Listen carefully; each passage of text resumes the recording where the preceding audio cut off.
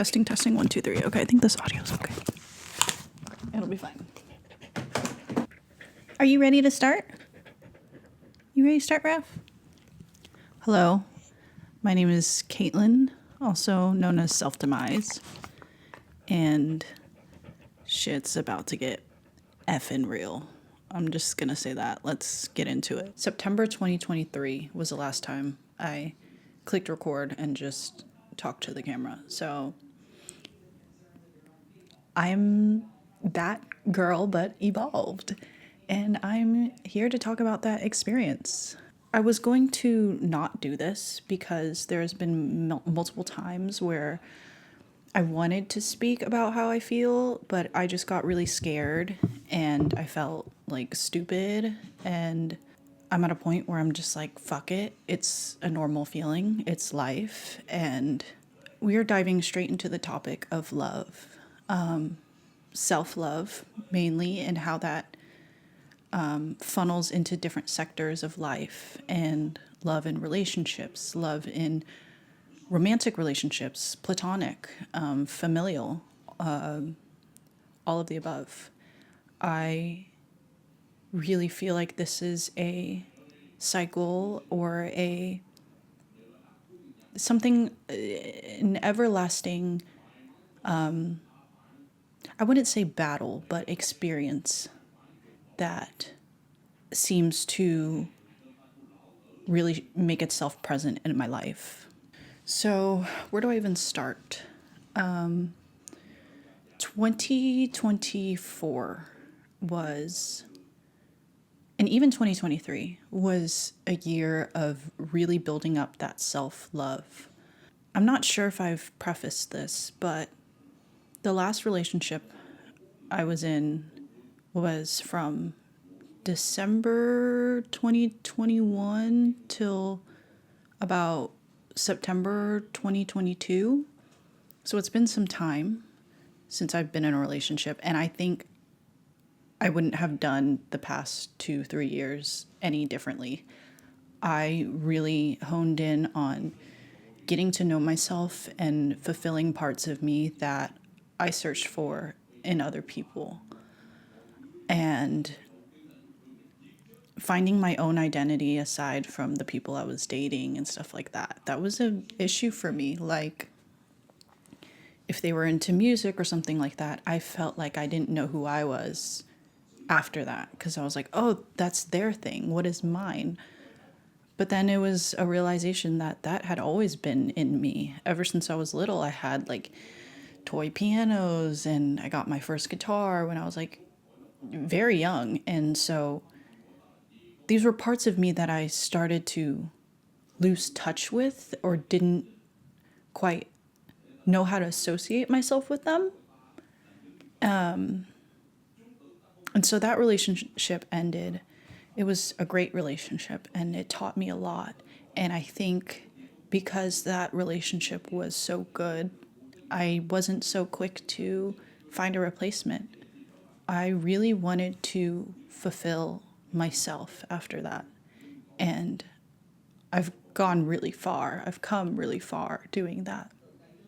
So after that relationship ended, I really found myself focusing heavily on creating my own music and learning the journey of music making, production, all of the above. I'm still not at a place that I'm quite comfortable with, but it's just such a broad and huge world that I thought was adjacent to videography, and in some ways it is. Like, you have a timeline and you can split and you can move and stuff like that, but using a different sensory Portland,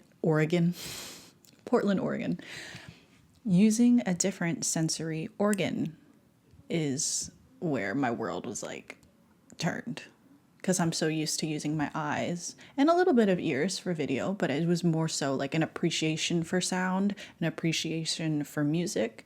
And now it's like, oh, learning the fundamentals of that and how to do that. It's been a journey. I'm still on that ride, and it's been fun.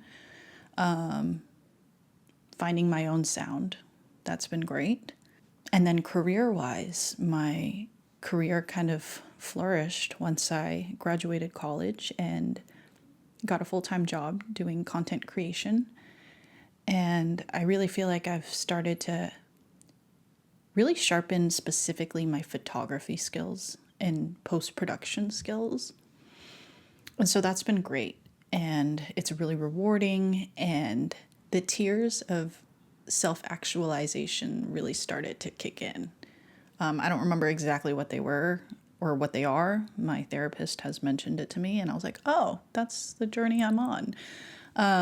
So, yeah, I'm really locked in on music, locked in on my career. And then personal life, I really scaled back in the past couple years. It was always hard for me to say no to experiences and going out and stuff like that, even if I necessarily wasn't in the right mindset to go out. I just did it. And so the past couple years, I've really become a little bit more hermit. And at first, it was really good for me because I didn't have that before. And now I'm trying to learn to come back out of my shell because I found so much comfort in my alone time. And I really think these all go hand in hand, like wanting to expand on my hobbies, wanting to expand in my career and personal life. I think that all stemmed from loving myself, knowing what I deserve, knowing my worth, and wanting to better myself. By no means am I a perfect human being today, but I've grown a lot from last week, last month, last year. And I love that. I love always being the best version of yourself every day.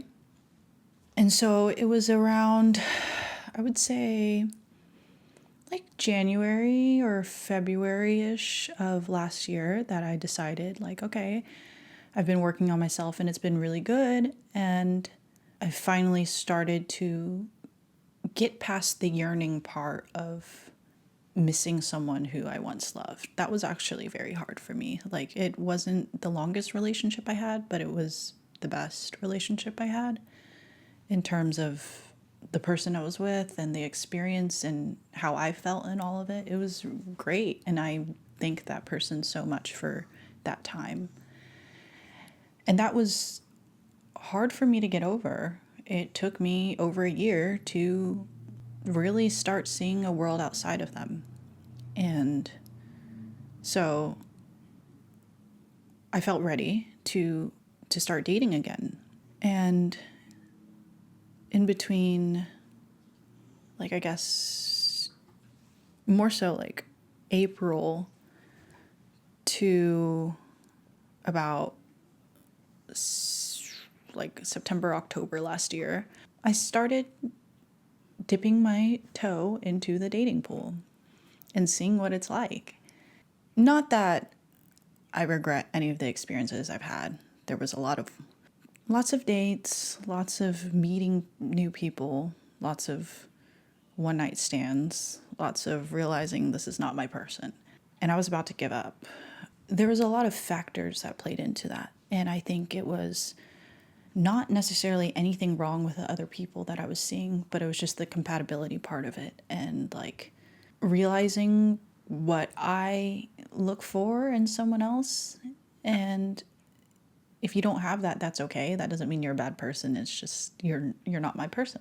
And so that was an awakening for me because it used to come so easy. Love used to come so easy to me because, and that went hand in hand with how much I valued myself. Love will come easy to you if you don't see what you deserve, because anything at the bottom of the barrel will be there for you. But when you start realizing your worth and what you deserve, and this isn't even on like an egotistical level, it's just like knowing what works with you and what doesn't, and how you work in these environments, right? Knowing that, it wasn't just any puzzle piece that would fit. And so the dating roller coaster went like this. I was going up and it was fun. And even though it was one night stands, I was like, oh, like I'm just enjoying the ride. And then I start going down and I was like, this is not working for me. Maybe this is not my time. And by the way, my experiences meeting people have spanned across being organically and also on dating apps, because this day and age, especially when you've graduated college and this and that, you have a small work environment, it's not as easy to meet people organically, right? Like, my person is not, I'm not going to stumble across them at the bar, you know what I mean? Even though I like going to the bar, it's just like, I don't know. It just, yeah. So, was about to give up. And then I stumbled across someone end of last year where I genuinely started to see the light in the possibilities of dating someone again and feeling something and wanting more. By no means was this person comparable to my past partners, and that was something I had to let go of. Was my issue was I would compare a lot to my past partners, the best parts of them and the worst parts of them, what I liked from them and what I'm looking for and what I'm not looking for. And so I had to just cut that tie of comparison, because imagine being compared to someone else's past, you know what I mean? Like, it's not fair. So once I let go of that expectation and that kind of comparison, I met someone I truly liked and enjoyed. They came from a different world than me, but it felt right. It felt good.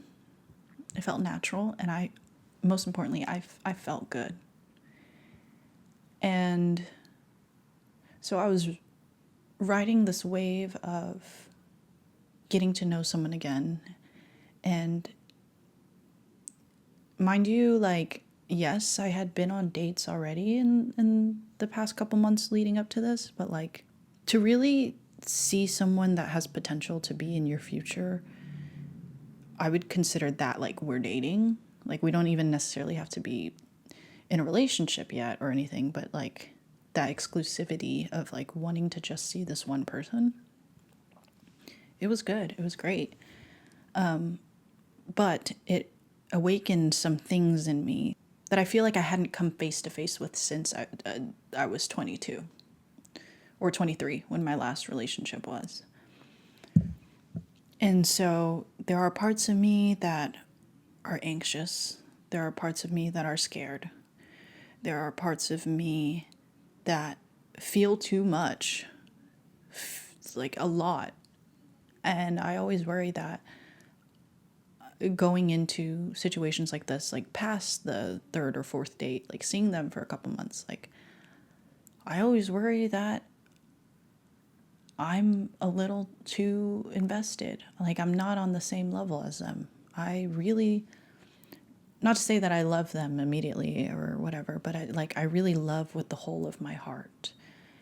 And that'll never stop, I've come to learn. I think it's just finding someone that matches that energy. And not to confuse that with love bombing. That's not my shit at all. But I'm just, it was a slow burn. It was like, oh, feeling this person out. Oh, starting to slowly trust them, starting to open up, and then starting to just show them these parts of me that it's like, wow, this is what I'm willing to give for someone I enjoy. Which in those moments is where I feel I'm overbearing, because I do have a lot to give. So that was a whole situation that unfortunately ended. Nothing against the person, but it's just one of those things where it's the wrong timing. We weren't on the same page. And now that I'm 25, turning 26, I have a different viewpoint on my shoulders. Like, if I had had this conversation with anyone in my past, asking them like, where do you see this going? How do we progress from here? Or do we even want to progress? And hearing them say they don't know what they're looking for at the moment, or they don't know if they're ready at the moment, I think I would have just ridden that wave along with them, just to be, just to not be alone. I don't think there's anything necessarily wrong with not knowing yet. I think that's okay. But what happens when you don't know, but the other person does? It's not necessarily fair in that point to that person or whatever to, have them wait around or whatever. But I didn't want to ride the wave of the unknown anymore, because I knew in that moment how strong my feelings were and what I'm capable of giving. And it was a tough conversation to have, but I would rather know the truth and get hurt by the truth than get hurt of having my eyes closed. I think for the longest time, the younger me would really enjoy the bliss of ignorance. Ignorance is bliss, yeah. And I think a lot of my happiness, I'm learning, stems from making other people happy and making them feel fulfilled. It was a moment where I was facing my younger self. And this is, I love my therapist, my current therapist. She has taught me so much about myself and self-actualization and so many things. She taught me that the anxiety I feel sometimes can sometimes have to do with your own thoughts and fears and this and that, but also the environment you're in, like what you've placed yourself in. And I think the anxiety I started to feel was me wanting to revert back to my old self, and my old self being putting myself last. And that was, I felt it. I really felt like I was face to face with younger me, like looking at her in the mirror, and I was so close to reverting back to my old self in that moment of decision making when I decided, do I want to keep doing this unknowingness or just end it now so it doesn't hurt as bad? Not to say it didn't hurt. It did fucking hurt. Still hurts, but I did something that was very hard for myself. But I think there's a lot of growth in uncomfortability, making decisions for you, truly for you, and sitting and thinking about it. I know it's a matter of time when the right person comes into my life. And there are moments where I'm really impatient, but I know that me taking all this time to really better myself and get to know myself will make it rewarding when I do meet the one. I don't know. When I say the one, it's a topic that I feel like I can go both ways in. I do believe that there's a person for you, but then I also believe that there are people for you. Like I was in the car driving today and I was like, maybe I'm not meant to get married. Maybe I'm meant to experience these really deep, intimate experiences with people and then just at the end of the day have myself. I don't know. Maybe in a couple of years I'll look back on this and be like, oh, you were wrong or you were right. But yeah, that's where I stand on that. It wasn't an official relationship. That's what it couldn't be. But it damn near felt like one. As far as my emotions and like how involved we were with each other and whatnot. It was a comfortable little blip in time, but now all I have is me. And I'm okay with that. I really am. At the end of the day, I am okay with it. Still stings a little bit, but it's okay. So yeah, when that ended, which was quite recent, I immediately had to channel my energy somewhere else. Because in those moments, I was starting to feel my energy being funneled to this person, this experience, this relationship, whatever it was. Not an actual relationship, but the general term, relationship. I was funneling a lot of time and energy into that. Like I said, at no expense to, or not at the request of the other person, but like at my own will. And once that cutoff happened, I really just had an excess amount of energy. No matter how tired I was from work, XYZ, I had an insane amount of energy, and I still do after that. And I'm like, what do I do with this? And I'm feeling so much, and, you know, so much is going on. Where do I put it? How do I put it into something tangible? That door closed, and so I'm looking for another doorway for my energy to go. And now I'm back to the point where I'm writing music nearly every day, writing in my notes app, writing in my journal, talking to myself as much as I can because I just have so much energy to release. I'm drawing again. I'm recording videos again. I gotta put it somewhere.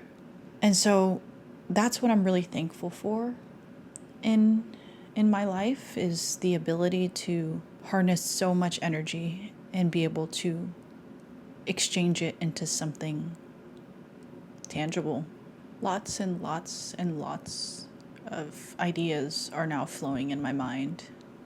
I'm someone who loves love so much to the point where it's at my own expense, but I'm learning how to navigate that and balance that in the most healthy way possible, which leads me to where I am today.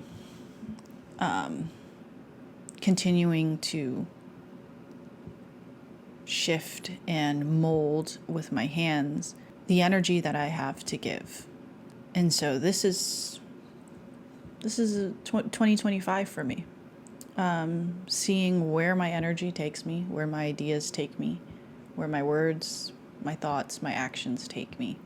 So yeah, that's where 25 turning 26-year-old Caitlin's mind is at. Full of love, full of viewing the glass half full as best as I can, full of raw, creative, never-ending energy, and really taking advantage of that for myself.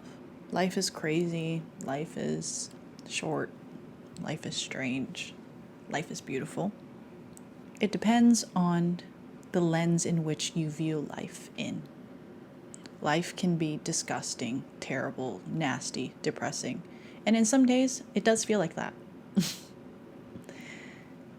But the scale of life, those downs make me realize how great the highs feel. And I write some of the best stuff when I'm not feeling the greatest. So I'm thankful for that. Life is beautiful. Love is beautiful. Love for yourself, love for others.